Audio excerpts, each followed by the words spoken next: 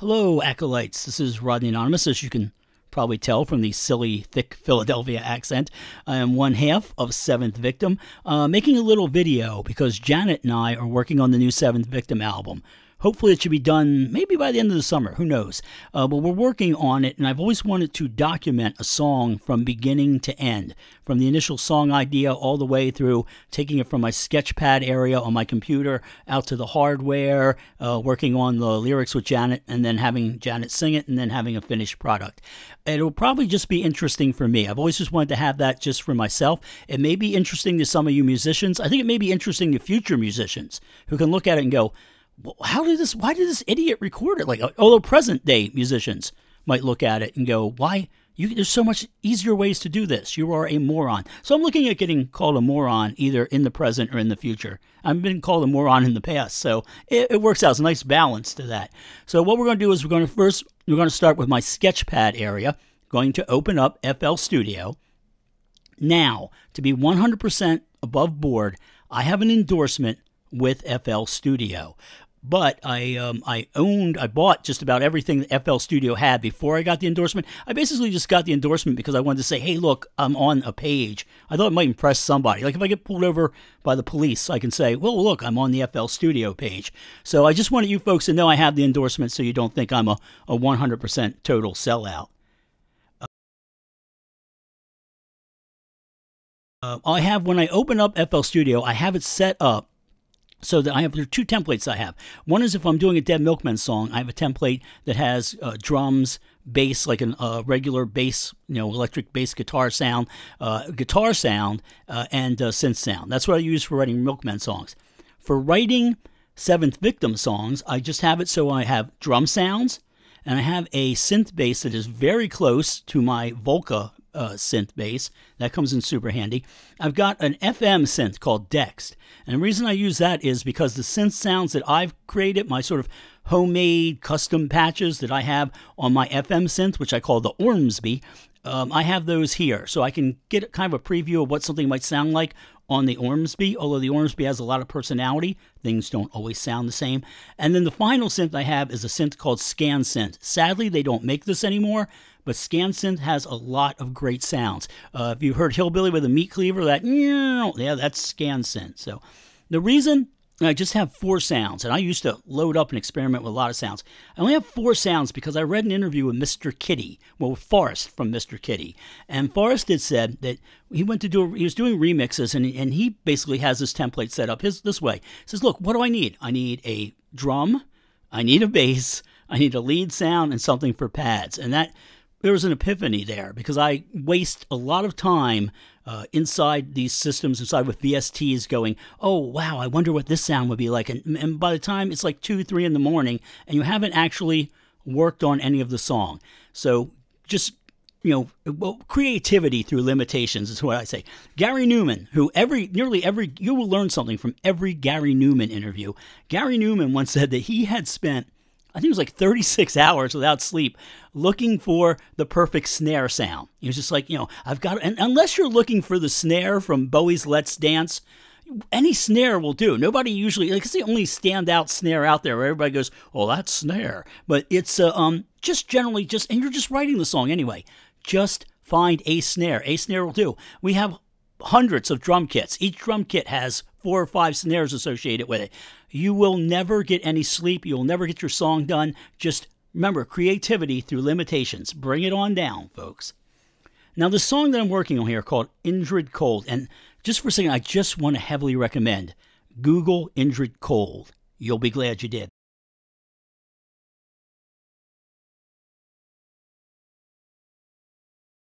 The first thing I do is when I'm out, and this is usually, I jot down the title when I'm out.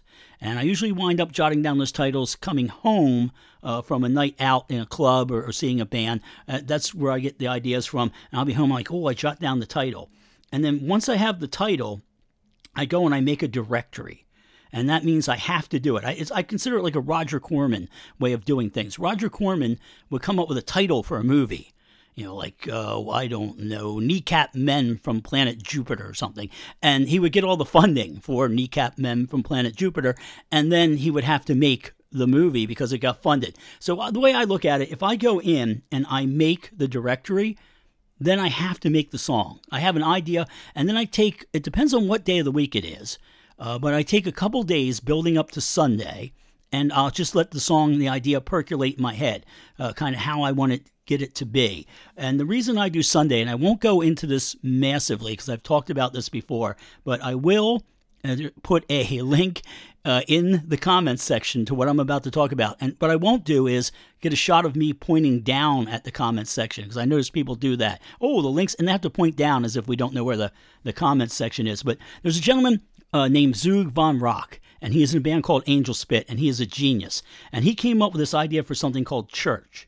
And church works the way you have an idea and you let it percolate, and on Sunday, no social media. You lock the doors of your home studio, take a couple hours, and you work on the song. You cannot be disturbed. You brew some tea, no one can bother you, and that is church. So again, link in the comments, and you're going to want to watch that, and you will learn much from it.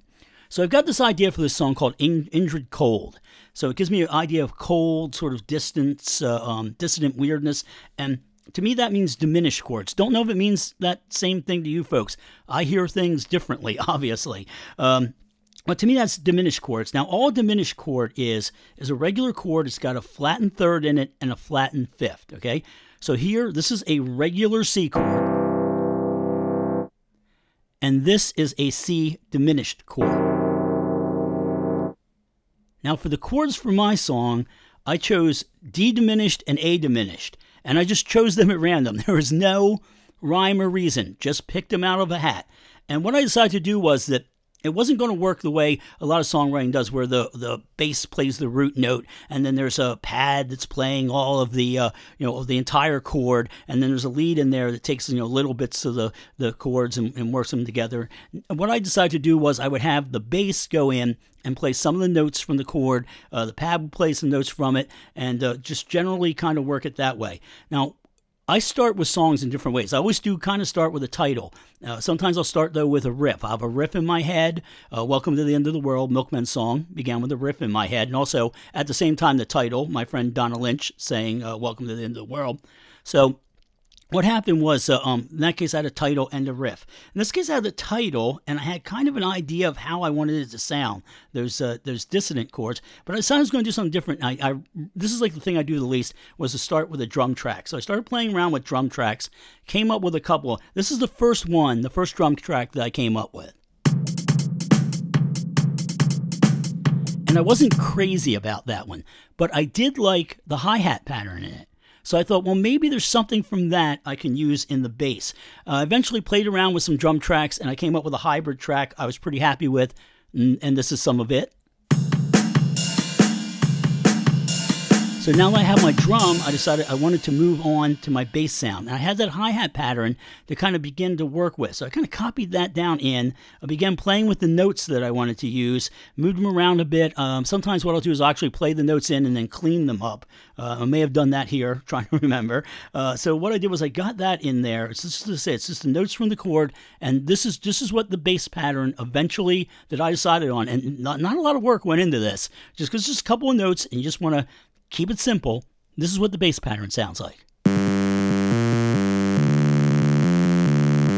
Okay, now here are the drums and the bass together.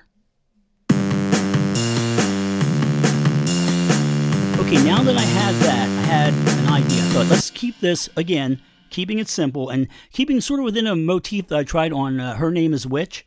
What I did was I took the bass pattern, and I took my FM synth, and I played the bass pattern on that, just copied it over, moved it up 2 octaves, and I kind of used that as a chorus and a pre-chorus. But here, this is what that sounds like.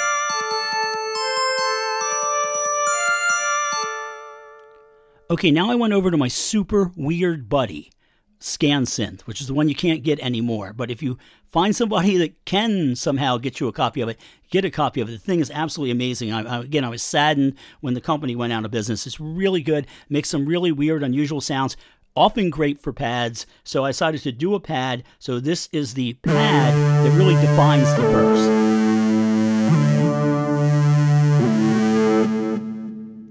Okay, so now I have drums and the bass, good, nice tight rhythm there, and I've got that weird chorusy leady type thing that is just the bass double but doubled on the FM synth, and then I've got my pad that sort of defines the verse. So now I kind of know where I am in the song, and I decided, well, it can't just be that, so it needs a break. So the break is just a B minor, and there's a slight variation on the drum pattern, and this is what that sounds like. Okay, and this would be the entire song all stitched together, sort of as it is right now.